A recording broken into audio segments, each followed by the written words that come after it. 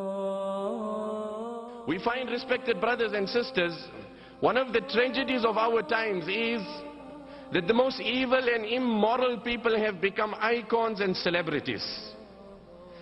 A person might have a certain skill in a sporting field, he becomes a sporting star, youth flock towards him, embrace his life, honor him, revere him, imitate him, emulate him.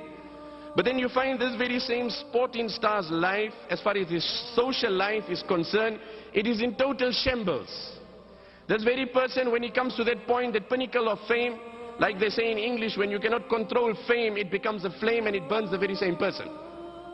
Many a times when they come to that pinnacle of fame and they cannot control themselves, in that fit of ecstasy, either they get drugged, they rape women, molest children, and this from time to time the media continuously features this.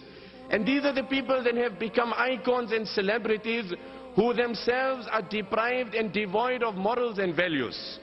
The only human whose life has been groomed to perfection, the only human whose life has been nurtured, molded to perfection, that it could reflect and manifest guidance for humanity in its entirety till the day of Qiyamah, is the life of Nabee Al Kareem sallallahu alayhi wa sallam.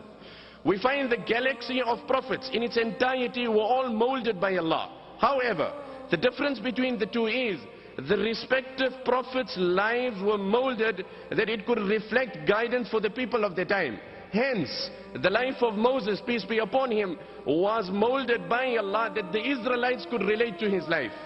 The life of Isa alayhi salam was molded and governed and shaped and groomed by Allah that the people and the disciples of Isa could relate to his life. The life of Shu'ayb alayhi salam was molded that the people of Madyan could relate to his life.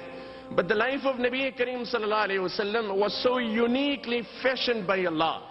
And time doesn't bear and permit with me, but if you understand the Qur'an, how Allah has groomed and fashioned and molded the life of Allah, of Nabee alayhi salam, as he himself said, أَدَّبَنِي رَبِّي فَأَحْسَنَ تَأْدِيبِي, that my Allah nurtured me and my Allah perfected my nurturing.